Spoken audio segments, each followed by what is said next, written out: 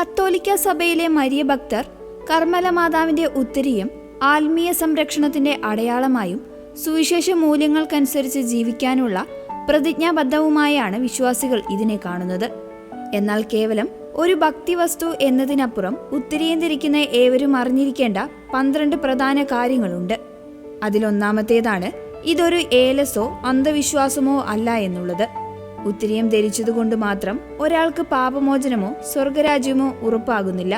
അത് ക്രിസ്തീയ ജീവിതത്തിന്റെ കടമകളിൽ നിന്നുള്ള ഒളിച്ചോട്ടവുമല്ല. നിങ്ങൾക്ക് പാപത്തിൽ മരിക്കണമെന്നുണ്ടെങ്കിൽ നിങ്ങൾ പാപത്തിൽ തന്നെ മരിക്കും. എന്നാൽ അപ്പോൾ നിങ്ങളുടെ കഴുത്തിൽ ഉത്തരീയം ഉണ്ടായിരിക്കില്ല എന്ന് വിശുദ്ധ ക്ലോഡ് ഡി ലെ കൊളംബിയൻ മുന്നറിയിപ്പ് നൽകിയിട്ടുണ്ട്. അതിൽ രണ്ടാമത്തേതാണ് ഇതൊരു വസ്ത്രമായിരുന്നു എന്നുള്ളത്. സ്കാപ്ലർ എന്ന വാക്ക് സ്കാപ്പുലെ എന്ന ലാറ്റിൻ വാക്കിൽ നിന്നാണ് ഉണ്ടായത്. ചുമലുകൾ അഥവാ തോളെല്ലുകൾ എന്നാണ് ഇതിന്റെ അർത്ഥം.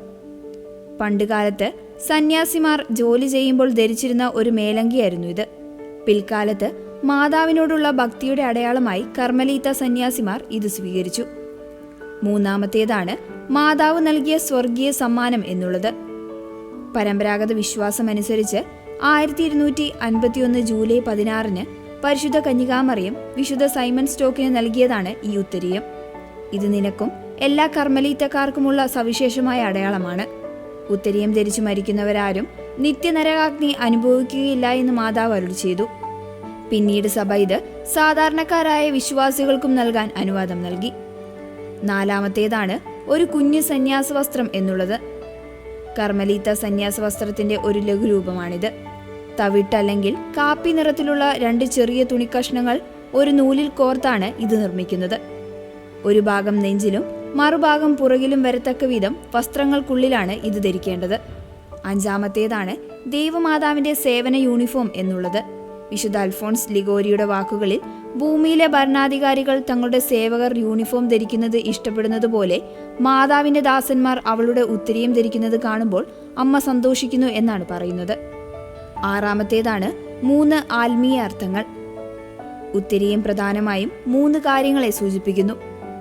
മാതാവിന്റെ മാതൃസഹജമായ സ്നേഹവും സംരക്ഷണവും, നമ്മൾ മാതാവിന് ഐക്യപ്പെട്ടവരാണെന്ന ബോധ്യവും, ക്രിസ്തുവിന്റെ മുഖം സന്തുഷ്ടിയോടെ വഹിക്കാൻ മാതാവ് നമ്മെ സഹായിക്കുന്നു എന്നത്. ഏഴാമത്തേതാണ് ഇതൊരു സാക്രമെന്റൽ ആണെന്നുള്ളത്. വിശുദ്ധ കൂദാശകളെ പോലെ നേരിട്ട് ദൈവകൃപ നൽകുന്നില്ലെങ്കിലും ഭക്തിയോടെ സ്വീകരിക്കുന്നവരിൽ ദൈവസ്നേഹവും പശ്ചാത്താപവും വളർത്താൻ സഹായിക്കുന്ന ഒരു കൂദാശ അനുകാരിയായി സഭ ഇതിനെ അംഗീകരിക്കുന്നു. എട്ടാമത്തേതാണ് കത്തോലിക്കക്കാരല്ലാത്തവർക്കും നൽകാമെന്നുള്ളത്. ഒരിക്കൽ വിശുദ്ധ സൈമൺ സ്റ്റോക്കിന്റെ അടുക്കൽ മരണാസന്നനായ ഒരു വൃദ്ധനെ എത്തിച്ചു. കത്തോലിക്കനല്ലായിരുന്നിട്ടും സുഹൃത്തുക്കൾക്ക് നൽകിയ വാക്കിന്റെ പേരിൽ അവൻ ഉത്തരീയം ധരിക്കുകയും ദിവസവും ഒരു നന്മ നിറഞ്ഞ മറിയം ചെല്ലുകയും ചെയ്തിരുന്നു. മരണത്തിന് തൊട്ടുമുൻപ് അദ്ദേഹം ജ്ഞാനസ്നാനവും രോഗിലേപനവും സ്വീകരിച്ച് സമാധാനത്തോടെ കണ്ണടച്ചു. ഒൻപതാമത്തേതാണ് ഫാത്തിമ ദർശനത്തിലെ സാന്നിധ്യം.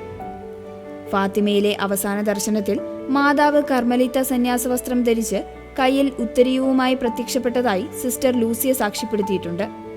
തന്റെ യഥാർത്ഥ മക്കൾ ഇത് ഭക്തിയോടെ ധരിക്കണമെന്ന് മാതാവെന്ന് ഓർമ്മിപ്പിച്ചു. പത്താമത്തേതാണ് നൂറ്റാണ്ടുകൾ കഴിഞ്ഞിട്ടും കേടുപാടുകൾ വരാത്ത ഉത്തരീയം. ഗ്രിഗറി 10 മാർപ്പാപ്പയെ ഉത്തരീയത്തോടെയാണ് അടക്കം ചെയ്തത്.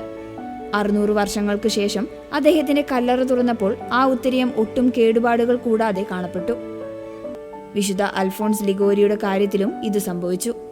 ഡോൺ ബോസ്കോ, ജോൺ പോൾ 2 മാർപ്പാപ്പ എന്നിവരും ഉത്തരീയം സ്ഥിരമായി ധരിച്ചിരുന്നു.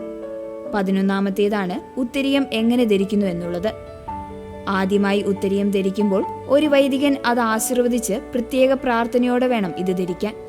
12ാമത്തേതാണ് ആദ്യത്തെ ഉത്തരീയത്തിന് മാത്രം ആശീർവാദം മതി. ആദ്യമായി ധരിച്ച ഉത്തരീയം കേടുവന്നാൽ പുതിയത് വാങ്ങുമ്പോൾ വീണ്ടും വൈദികനെ കൊണ്ട് ആശീർവദിപ്പിക്കേണ്ടതില്ല. എന്നാൽ ആശീർവദിച്ച പഴയ ഉത്തരീയം അലക്ഷ്യമായി വലിച്ചെറിയരുത്. പകരം അത് കത്തിച്ചു കളയുകയോ മണ്ണിൽ കുഴിച്ചു മൂടുകയോ വേണം.